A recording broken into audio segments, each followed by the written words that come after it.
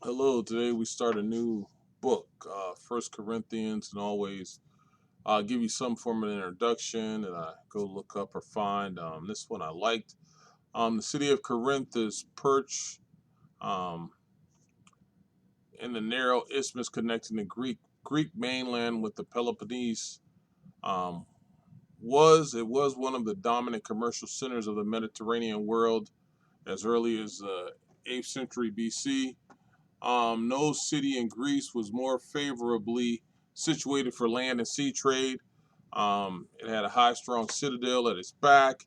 It was between the Saronic Gulf and the Ionian Sea, with ports at Laocoon, Centuria, um, and it had good roads. It had stone roads for overland transport of ships. It linked the two seas. It was crowning the Acrocorinth was a temple of Aphrodite served according to Strabo by more than 1,000 pagan priestess slash prostitutes. And by the time the gospel reached Corinth in the spring of AD around 52, the city had a proud history of leadership in the Achaean League and a spirit of revived Hellenism under Roman domination, and following the destruction of the city of Munimus. Paul's lengthy stay in Corinth brought him directly in contact with the major monuments of the Agora, many of which still survive: the fountain house of the spring of Perrine, the temple of Apollo, the Macellum of Meat Market, and the theater of Bema. And you can see all of these within the Bible. And the unimpressive synagogue all played a part in the experience of the apostle. An inscription from the theater names the city official Erastus, um, and he was probably the friend of Paul, and he's mentioned in the book of Romans.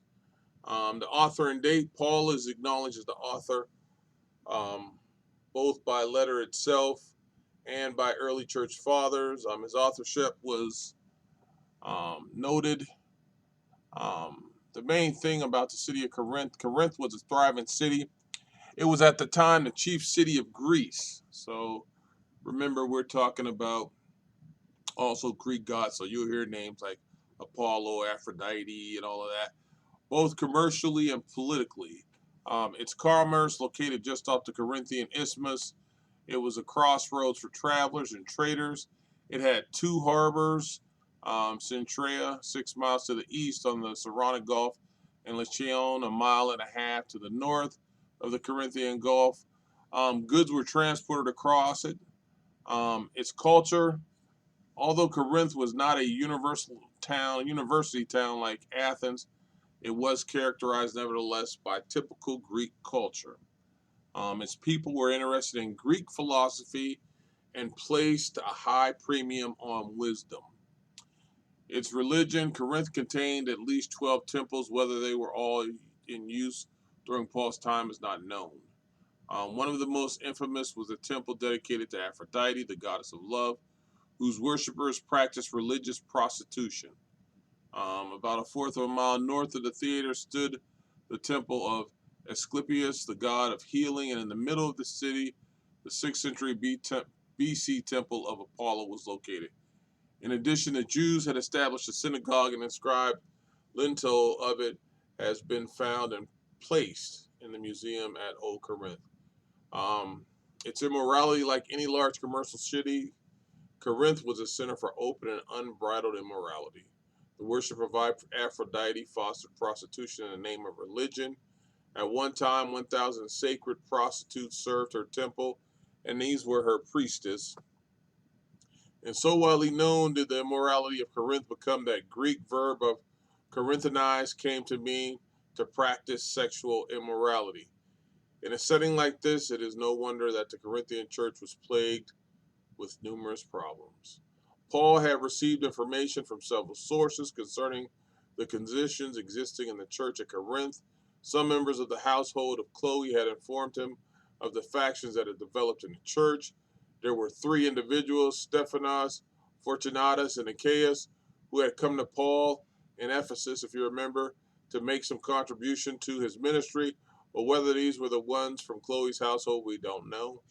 Some of those who had come had brought disturbing information concerning moral irregularities irregularities in the church. Immorality had plagued the Corinthian assembly almost from the beginning.